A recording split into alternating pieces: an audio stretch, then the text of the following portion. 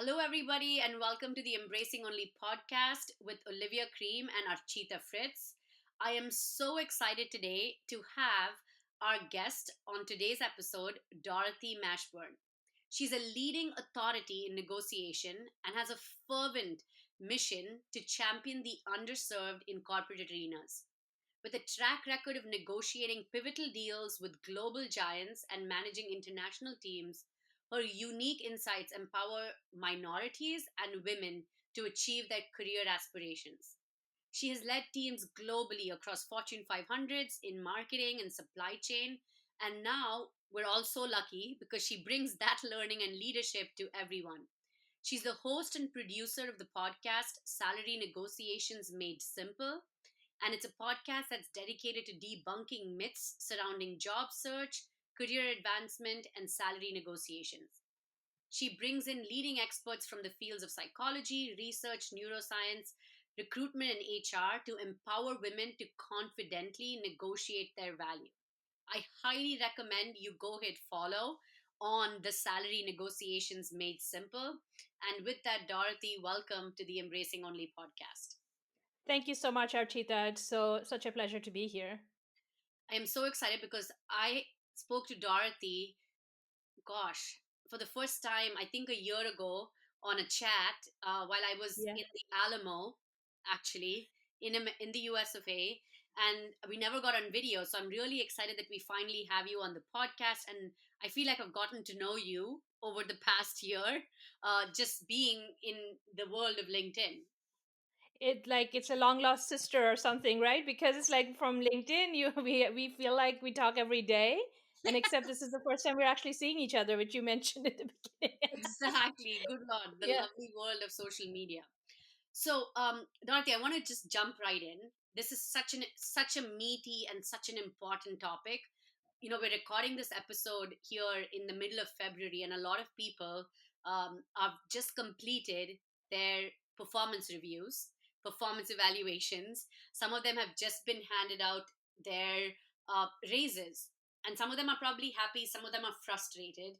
And one of the recent posts, you actually shared it this morning, and I want to just read it a little bit, and then I want you to comment on it for anyone who has just gone through this process, right? So it says a lot of us walk around uh, asking these questions to ourselves or telling ourselves these narratives.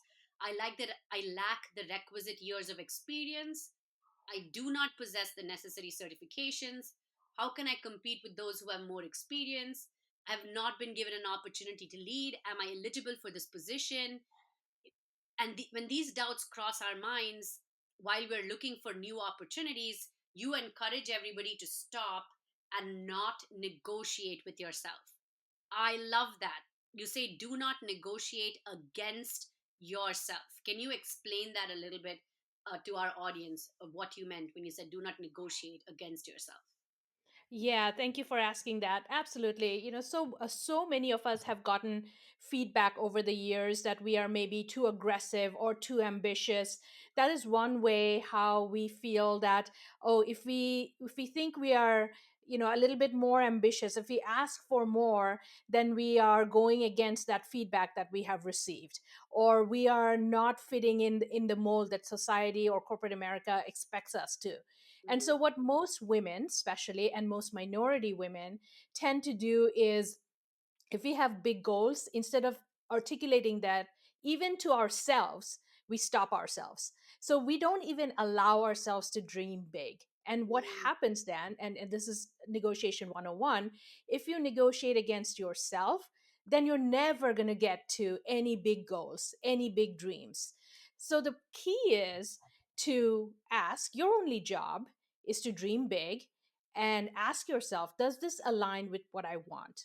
And not somebody else's job is to tell you you're not good enough, you're not big enough, your dreams are outrageous, right? That's not your job. So if, as long as we keep that delineation that my job is to dream big, it's going to be so freeing for so many of us. And so that's why I encourage people to not negotiate against yourself, let the other person negotiate against you. Your only job is to go big. yes. Oh my gosh, that's such a powerful like phrase right there because if you go into this conversation saying all of these limiting beliefs to yourself, across, I do not possess the certification, so it makes sense if I only get, this on my performance review, or we didn't perfectly hit that. So yes, it makes sense that they, I got only a 3% raise. But if you go in and, you mentioned this as well earlier, like you have to perform. Performance is a non-negotiable. Delivery Yeah. is a non-negotiable. So I don't think we're sitting here advocating to, like, dream big if you're absolutely underperforming and not Underperforming. delivering. But delivering is critical. That is, the non-negotiable. But from there, you're delivering, you're doing great work, but then we like hold ourselves back because we're just like, well, we haven't seen anyone like us, or this narrative that goes around in corporate America all the time, right? Put your head down and let someone tap you. Like, I hate that. I think Olivia, if Olivia was here, she would, like, her eyes would go wide and she'd be like, I hate that advice. Don't wait for that tap, especially as minority women. Yeah, it is so, but we get trained on it, right, Archita? Yes. From the very beginning, we see, our role models are, uh, for lack of a better word, handsome white men who keep their head down, work really hard, and somebody who's a sponsor or somebody who's a well wisher will tap them and will get them to, will open doors for them, will get them into the C suite, and we think, oh, maybe if I act like that, and it's some of it there is a lot of systemic biases, but we'll leave that for another discussion. But when we see somebody else progress like that, we think, oh, if I just do that. But remember, there are no sponsors for us. If we do have one, if we've created or we've been very strategic about it and created some sponsorship, then it's a different story. But generally speaking, no one is thinking, oh, Archita is doing so well, or Dorothy is doing so well, I've got to speak up for her. Like, if you haven't set up that relationship, no one is coming. So you've got to stand up for yourself, and you've got to be the one who's advocating for yourself. Yes, and make that ask. And you know what? What's the worst thing that could happen? They say no. Gosh, well, Yeah. you know now, and now you can then make the choice. You can Yes. then decide what to do next, than showing up, not even making the ask, hoping they would come to the table with, like, understanding, like, oh my God, look at her. She's done all of this amazing work. She deserves this. And then leaving disappointed, both with yourself and the person and the place, never ever Yeah. having made the ask. And so this is amazing story that you shared, and I think this is, you said this was a pivotal moment when it changed your perspective on employment. And can you just share with people that story wherein your friends sat there and just calmly walked through that $100,000 negotiation with her boss, asking for the ask she did, and the way she asked completely changed the power dynamic in that negotiation. So wait, I don't remember the story. Which No, that's absolutely okay. Like, can I share that story really quick? Because yeah, Like, yeah. I've literally, like, the folks listening, been stalking her LinkedIn. Literally go there. It is chock full of amazing advice. It doesn't matter if it's past the performance review season, it is absolutely irrelevant. Please go in, because you got to start putting things in place today to have your negotiation. It's an everyday art and skill that you build. So, this is a story, and this is what you shared recently on a podcast. And you mentioned that you had a friend who was in a salary negotiation. She was already earning like 100,000, and her boss asked her for a number, and she boldly asked for 140,000. There was no hint in her voice. She's like, "Yep, I deserve 140,000." And the request was met with laughter. And you said that the boss just, like, laughed out loud, like, what the heck are you talking about? Maybe I'm making this stuff up. And you mentioned that the kind that would make your face flush, hiding on the other side of the computer. But your friend remained undaunted and simply replied with confidence, I know you'll do your best. Oh my gosh, like, that is so powerful. She made an ask, she got a response that was like, are you crazy? This is nuts, this would never happen. And her response was, putting trust back in that person, I know you'll do your best. And you mentioned that that left such a big mark on you, because it shattered your fears about money and discussion at work, and that courage to ask. And that ultimately, what she did get was 125,000, and they apologized that they couldn't come in. Like, it's just phenomenal. So just expound on that, like, when you show up, really being very clear on your ask. Yeah, I remember now. Like, yeah, exactly that. So you put that you hit the nail on the head. don't fear the no. Do not fear no, because no is your friend. Like, think, if nothing else you take away from this podcast, think no is my friend, because that's the beginning of negotiation. So keep that in your back pocket. Even if all your limiting beliefs come in, remember Dorothy said, don't fear the no. Okay, so Yeah. that's one. And two, it is very common for us to get flustered. And what she did was, she told me later, she was like feeling all these turmoils, like there were ocean waves crashing inside her brain. But she was like, we talked about this ahead of time, and we know, like, we her and I have been talking about negotiations for a long time. And so she said, I just stayed calm, even though inside I was having all this like turmoil. And so she did not fear the no. So even though he laughed, he she if she had said at that time, "Oh my gosh, like, I'm so sorry, did I overstep?" She would have compromised her position. But she stayed Mm, calm. She stuck with what she believed to be her value. And in the end, what did she get? She much higher raise. And if she had said, "Oh, maybe 110 or 105," and then he would have said 102, and then where would you have ended, right? So you would be like 40, $50,000 behind. yeah. So that's really important. First, go big. That's lesson A. And B, Yeah. don't fear the no. That's I lesson B. love that. We're like building a cadence here, go big, Yeah. don't fear the no. So let's like dig into like this next bit, because there are many individuals, unfortunately, like, that have either been laid off, or there are individuals who are being told, hey, it's a tough time in the company. We can't really like get raises, etc. But there's a significant difference between negotiating a raise and negotiating a starting salary. So could you maybe like elaborate on like what those differences are and how individuals can navigate those two, and what that might look like if they were negotiating a raise versus negotiating a starting salary? Yeah. Yeah. So when you're negotiating a starting salary, I will say that you have the maximum leverage, because that is the time when the company has spent a gazillion hours finding you the right candidate, and spend a lot of hours of executive time to say, okay, this is the person we want. So remember that you have a lot of leverage. And what I would recommend for someone who is negotiating a job offer is, again, the concept of go big and plan to fail. So what do I mean by that? So if you, like I said, if you said 100,000, generally speaking, what our brain tells us is, that's a little too big. This is us negotiating against ourselves, right? Mm, We're saying, that might be a little far fetched. We might break a relationship. It might sour something. And so the people will go, how about 95 ish? And then, of course, they will counter. And so you end up where? At like 91, 92, maybe. mm, But what if you thought instead, let me go big and plan to fail? So let mm, me go to 200,000. And I mm, know they're not going to give it to me, but that's okay. mm, I'm going to plan to fail. So when they counter, say they counter at 150, right? mm, You are still so much better off than 92. You mm, failed to get to your 200, mm. but so what? You failed, you got a no, but you still got 50,000 plus more, But do you? right?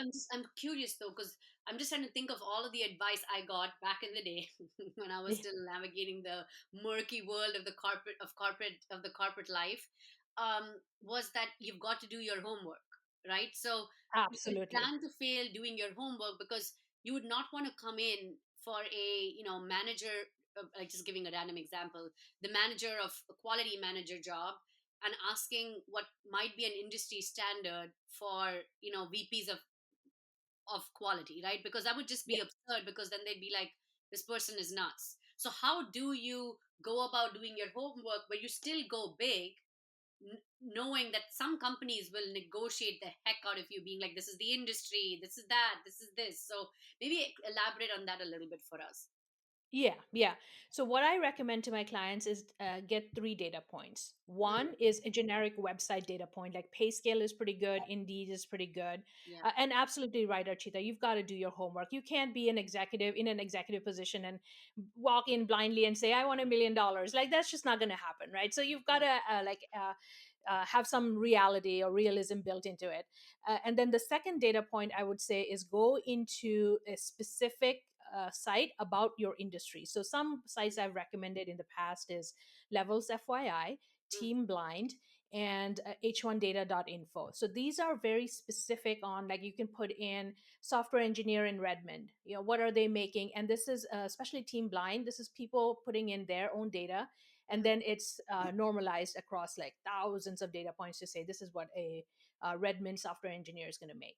So that is a very specific data point. And then third, check in with your alumni association or your network to say, hey, if you graduated around the same time, you and I have same type of skills and experience, what is the range that you're making? And most people will share a range. They may not be Yeah. comfortable sharing an exact point. So that's how you do your preparation to get triangulate your salary. I love that. And all of these links will be in the show notes for everybody listening. Yes. So you'll have the links for these. But that's so great, like having three data points, because when you speak to a recruiter and you're like, well, I was on pay scale and I saw this was the industry average, you'll immediately get a like, Yes. talking like Yes. that's garbage. We work with organizations that have invest millions of dollars into our like very complicated triangulated pay scale like description. So I love you're coming at it in three ways. And the third one especially is such an underutilized and underestimated like resource, which is your alumni association. And the because they believe in your brand because they belong to the same brand, right? And Absolutely. it Yeah. could be a group on Facebook, right? Because I know it's Facebook. Like I don't know who's on Facebook, but sometimes like that's where the alumni association sit. But there's another resource I will share too, which is called Fishbowl.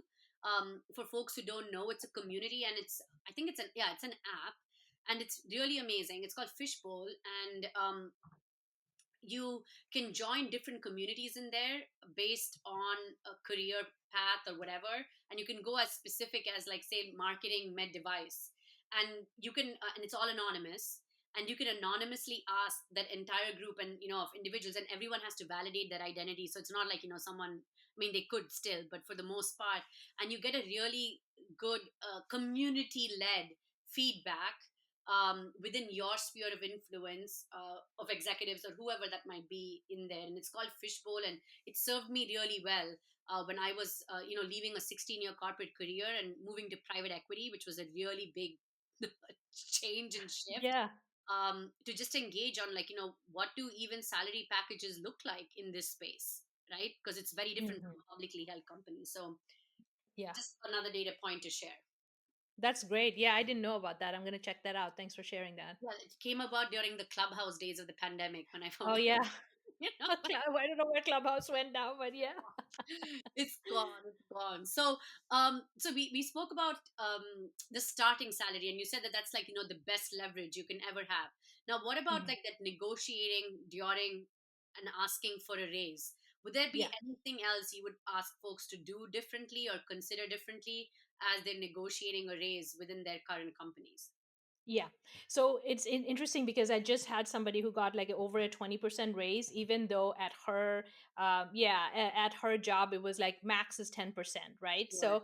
So this is how you can be creative. So I will say that it is a little bit of a limited leverage that you have, but you still Yeah. have leverage because you're still a high performer, Yeah. potentially, and you still have a lot to give to the organization. You have to be a little bit more strategic, like you said, Archita, earlier, you're never done. Like you start preparing now, even Yeah. though performance reviews are done. You start preparing now, and let's say, for example, there's a big project you're working on and it's going to deliver somewhere around December of this end of this year. Mhm. And so you know where you are, you think it's going to be a big deal for the organization. So start peppering those conversations in now with Mhm. your manager. Say, I'm really excited about this project that's going to deliver. And don't talk about how you did anything well. Talk about how the company is going to benefit from your work, right? Mhm. And then say, my expectation or my hope is that this is going to be a great result or great impact for our organization going forward.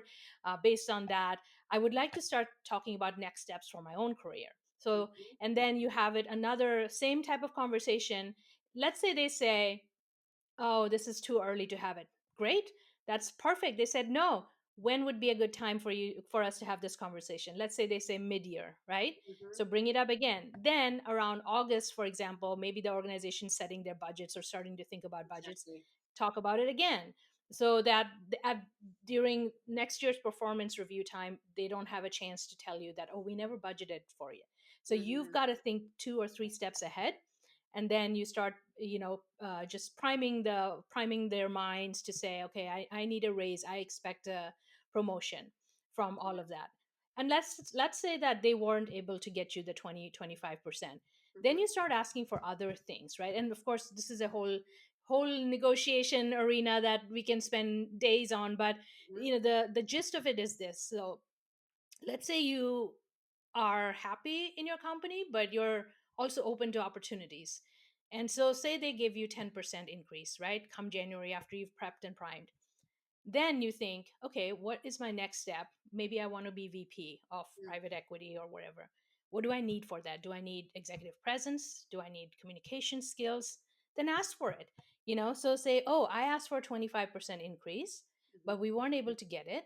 How about I'm really excited about keeping my career trajectory going, my growth going. How about we invest in a leadership coach for me? Instead of giving me the 20%. So you Mm-hmm. start parsing out what else you can do to benefit yourself. Mm-hmm. Hey, and the end, if you don't leave, you're still a more energized, excited, coached individual who can keep adding value to the organization, right? Yes, yes, yes, yes. I love that. I love that because negotiation is beyond just the money. Because yes, we won the money. We should ask for the money. We should get all the money we deserve. But there's more to it in these conversations, especially when you're in the organization. You're absolutely right. There are budgets, like it's a fact, right? But there are Mhm. so many other ways that you can negotiate to find ways in which you can add value, as you said, to yourself as a leader that will, of course, inherently impact and drive better outcomes for your team and the organization. But you're building your portfolio of skills as well. And you have to be looking out for yourself. You have to be looking out for yourself because I think you framed this for us right at the beginning. Your company is not going to be coming, being like, I think Dorothy could, outside of a performance, what is that called? A PIP or whatever it's called, a performance improvement plan, where suddenly, the doors go wide open and like everything is wrong with this amazing high performer. But outside of that, it's like, well, okay, you've got to make the ask for what you need. And I love this, like, I don't know how to frame it, but it's an alternative to the cash ask, which is like, well, okay, I get that you cannot invest in the 20%. Could we instead do, as you said, a leadership coach instead? So that is amazing. And I like that you've kind of framed it for us about the leverage that you have when you're starting and the leverage that you have when you stay at a company. Now we're going to add an intersection here, and you speak about this a lot, which is, minority and immigrant women. Because if you're a minority immigrant woman, uh, there are a lot of other, there's a lot of lack of like that social and political capital that you have in the workplace. You shared recently a 6 step like strategy that walks us through how an immigrant minority woman can like work her way through asking for what she needs in the workplace. I don't know if you remember all the 6 steps. If you do, that's amazing. And could you frame it for us in the context of a leader of minority women? So not just the woman itself, because they could, of course, they need to listen through and understand how they advocate for themselves, but how do leaders of those women advocate for them as well in these situations? If you could frame those two pieces for us, I would really appreciate it. Yeah, yeah, absolutely. Minority women, like you said, right? It's a hard climb because, again, first of all, we don't have that social net. Hmm. But the good news is we also don't care if we fail in a way because we've done hard things, right? Mm. And we've done really, really hard things. We've, crossed oceans, climbed mountains, and Literally. that is We cross oceans and climb mountains. so it's a bit of a freeing thing if we accept it, because in a way we're not bound by normal, so to speak, normal in quotes, societal boundaries. Like, we can aim big, achieve big, reach out to people we've never talked to before and Hmm. say, hey, will you be my social capital, right? Will you Hmm. be my sponsor? Will you be my mentor? Will you talk about me Hmm. behind closed doors when talent management discussions are happening? So Yes. you have unlimited freedom as an immigrant woman. We just have to unleash it, because, again, what do you have to lose, right? And first of all, that, and you can't go back.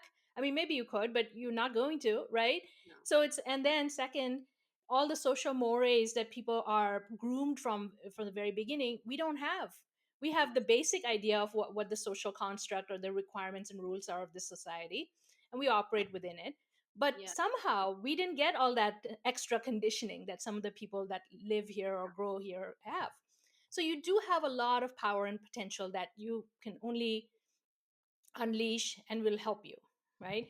So keep that in mind. That mindset needs to change for a lot of us, right? We Mm, have to start thinking about we do have power.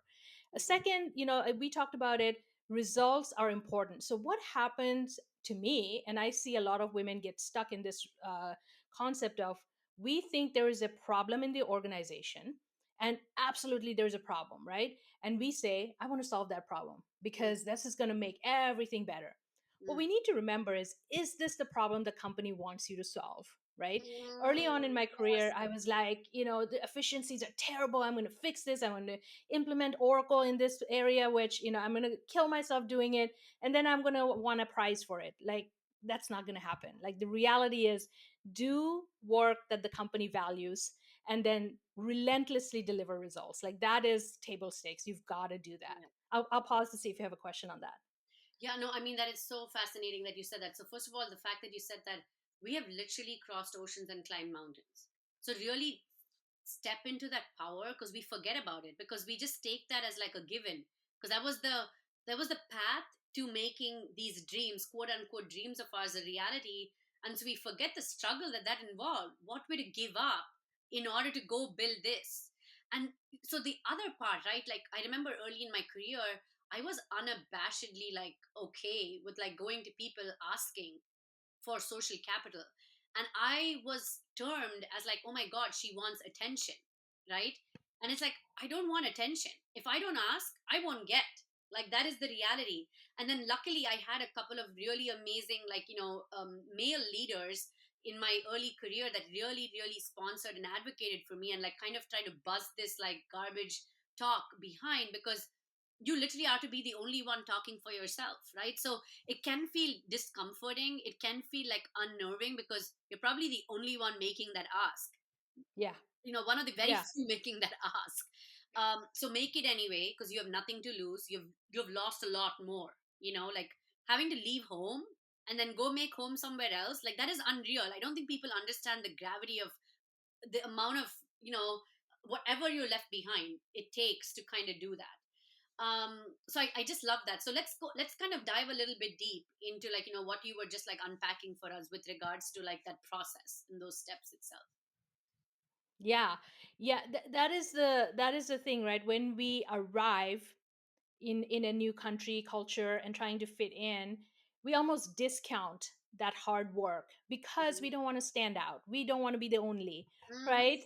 We, instead of embracing that, like for the longest time, I spoke about this at an audio event, I didn't want to be called an immigrant Mm, because in my mind, immigrants are people who are on the periphery, are mm, not making the decisions, are not the decision makers, are not the ones who are moving and shaking things. So I look back to 25-year-old Dorothy, and I feel sorry that it took so much from mm. me to say I want to fit in, and so Yeah. I like stayed away from that word immigrant. I stayed away from the word minority. Like I learned football, like just to fit in. I mean, it Oh is gosh, bless crazy the you. lengths you go to.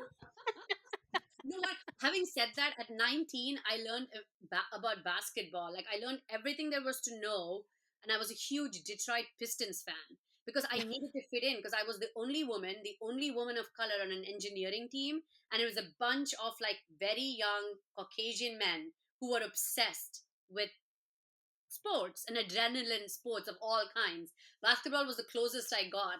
But it's right, like you find ways to fit in. My gosh, yes, you're just like making me remember those memories right now, but Yeah. continue.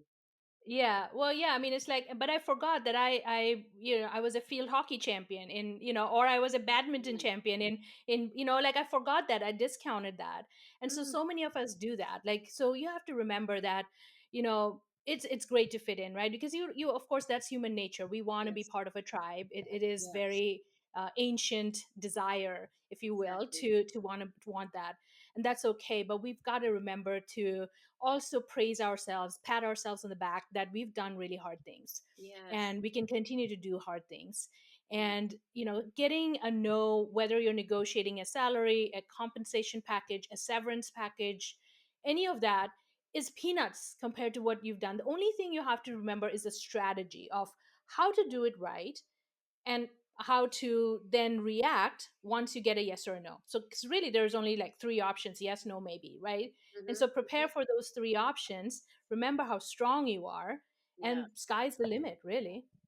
Yeah. So talk to us about that strategy. That you had a six-step strategy. I want the people Oh to hear yeah, it. that's right. Yes.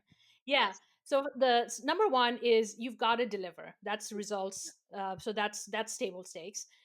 Number two is you've got to forge alliances. So just like we do on LinkedIn, right? Like we Yes. see a post from someone, we say, "Oh, that was really good. I really resonated," and you make a comment. So Yes. for what, nothing's stopping us from forging those alliances across the organization. And Mm-hmm. like you said, some of our my best mentors and managers have been Caucasian male leaders. Mm-hmm. So it doesn't, nobody has to look like you for you to go forge those Yes. alliances. Just say, hey, I really appreciate your leadership style. Can we have coffee, or can we have a Zoom chat? And then Yes. just start building those relationships. And then when you deliver something of value to the leader, say, Yeah. hey, would you mind sending my manager a quick note, because I've been working so much in the periphery of our main goals that he may Yes. not even know what I'm doing. And then Yes. reciprocate, right? Like that's like the power of influence, like reciprocity. Like you cannot deny that the Mm-hmm. pull of reciprocity. So do that. Next is you've got to find sponsors. You've got to Mm-hmm. have sponsors. And I've written at length about how to secure sponsors and how to use those sponsors, because so much of talent management, Archita, happens Yes. behind closed doors among like few power players. So Yeah. who's speaking about you? What is your brand? Who's saying, oh, there's a high visibility project coming up, let me put Dorothy or Archita in Yes. in that space, right? So those are like the top three. Now I can't even remember the other It's fine. three. I mean, Do you those are have it in great front? three to start with. This is a great way for people to go to your LinkedIn and check out the other three. Okay. Perfect. There So you go. go Perfect. follow, connect with Dorothy and go check out the other three. But we've got some three really good ones to start with. And so when we talk about forging alliances, finding a sponsor, let's kind of frame it from the perspective of leaders, because we have a lot of leaders of people listening to this podcast. What can they do to also extend that hand to forge alliances with people, like, that are coming up behind them, people on their team that may not have yet recognized the power that they do have? How can they tap into that to Yeah. help them move along their path towards negotiating for themselves and like claiming what their value is? Yeah, one of my pet peeves, and we're being very frank here. So one of my Yes. pet peeves is when they see a junior a female or minority up and comer or leader in the organization reach out. The default is go find a mentor, or here's a mentor.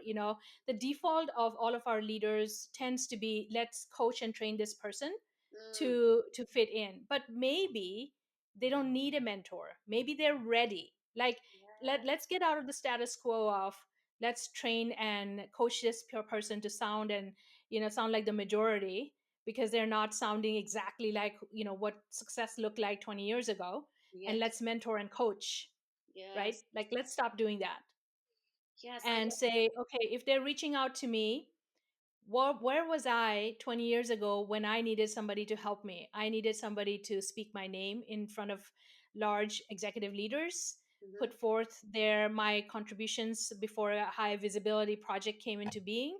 Yeah. So let me be that person for this person, because look at the courage for this Yes. junior person to reach out. And then Yes. second, also kind of start thinking about the D and I aspect of it. Like, diversity results in results. So Yes. it behooves us as leaders, or higher up leaders than even I or you, to bring that diversity or diverse perspective into our organization. And Yes. so it's not a favor, it's more of a you contributing to the results of the organization. So those two mindsets really will help, I think, push the needle forward. I love that, because when someone comes over, they're like, oh, they need advice. So people almost put them on the back foot of that advice of like, oh, maybe you should start two steps back to figure out how you can be ready, never recognizing that the person probably coming in with the ask is ready to do Yeah. what they're coming in for the ask with. So now maybe sitting down to say, well, okay, how can I help contribute towards this ask? These are some of the resources I have at my disposal. would you like me to activate these resources for you to go and like live out your ask, right? Like I feel like that is more action oriented, that is more sponsorship like, versus immediately going, as you mentioned, on the back foot to be like, well, maybe you should like get a, find a mentor, reach out to this person, they're a good mentor, and that ends up becoming like, your individual development plan, which is a joke. And it's not, I mean, I get it, like people are not, they don't have the resources to think through this, and that's why listen to this podcast, forward this to all your leaders, this episode, so that they recognize there are different ways in which they can respond, right? And then what was the second one you mentioned? I just lost my train of thought there. The second piece that Yeah, you mentioned. that the DEI aspect, right? Yes, Diversity breeds results, right? Diversity yes, result has is results focused. I love that piece, because that, I mean, that is again table stakes, but it's such a great reframe right there. Is that me helping? I call ourselves the global majority because we are like the global majority. We happen to be a minority in this situation, but we're the global majority, happening to help this voice shape the direction of whatever that project is or whatever that task at hand is, gives you a chance to give the results a whole new perspective and drive them forward itself. So if you're like someone that's so far removed from, oh, I don't understand this stuff, it's fluffy, blah blah blah, consider that you're helping the bottom line of the company every time Exactly.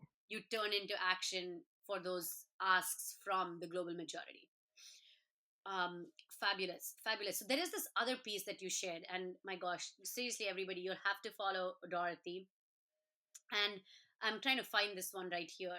And it's got to do with this piece right here, where you say a lot of the times people make common mistakes during, their negotiations, right? So you've highlighted some of these common mistakes. Sometimes it's fear based mistakes, sometimes it's like, well, this is how this person did it, like this is how it needs to be, or it's in this mistake of like, well, they said it's not possible, so I'm going to chase it anyway, right? So maybe dissect that for us a little bit on, like, when you are going into these negotiations, you mentioned this right at the beginning, ensure that it's aligned with your ask and values. How do you stay aligned to that to avoid such mistakes? Yeah. Yeah. I mean, it's very important. I think you alluded to it, like about preparation, right? So, like that old quote about, I think it's attributed to Abraham Lincoln, like you spend 90% of the time sharpening your axe before you chop down the tree. It's true Mm. about negotiations too. I'm completely butchering that quote, but which Yes, yes. but yeah, it's like preparation is so important, and the most important. There's a book by William Ury, First Negotiate with Yourself. I think he should have probably written that book before he wrote Negotiate Anything or all the other books, because what we negotiate with ourselves is absolutely critical, because what I call that as the want portfolio. What is it that Mm. you want, right? That is really, really important to spend time thinking about it, because in the end, if you don't do this work, you may get a $500,000 salary, but what you really wanted was flexibility to spend time with your young kids, and you Yes, didn't negotiate that, so you're still unfulfilled, even yes, if you were a very successful negotiator, yes. right? So spending time with yourself and saying really what it is that I want, that is just the most important thing you can do for yourself, right? And so once you do that, once you have that, what I call the want portfolio, then you know how to everything throughout the rule book. If you don't get that want portfolio, it doesn't matter how perfect your negotiation was, you're not going to feel like you've succeeded. So, so say somebody says, you say, I want 250,000 and I want flexibility. And you go to a negotiating table and they say, I can get you 200,000, and Mm. great. So then you say 200, but I was asking 250. How can we bridge this gap? And so Mm. ask that how question, right? Instead of, Yes, oh, I'm done, or this is not for me, or okay, I'll take the 200. Then you say, how about vacation time? How about flexibility? So say that got you to 220 because you've done your work ahead of time and you know how much a yes, week of vacation is worth. And yes, then you say, oh, we're still about 30,000 behind. How about MBA school? Or, so there's yes. all these different ways you can, like you said, mitigate any potential mistakes by really just knowing what it is that you want. And I'll add one more thing to it. A lot of times, especially high achievers get to the point, and I think Olivia and you've talked about it, about I'm going to show you. Like you told me I can't do it, I'm going to show you, My gosh, right? And then yes. you would Hate go that. on to prove Yes, that. And stop. Like, stop if that is not on your want portfolio. Like, if proving somebody wrong is not on your want portfolio, don't do it. Like, don't ask for it or don't try to, because then you are derailing your own negotiation, and that would be a considered a mistake. I love that. Dorothy, you're going to have to wait a minute. I just have a ruckus outside. So give me 1 minute. I need to like calm the Yeah. ruckus outside for a minute because we're almost at the end and we're going Yes. to edit this part out. But so apologize. This has never happened No before. worries. One No minute. worries. Life 1 minute. happens.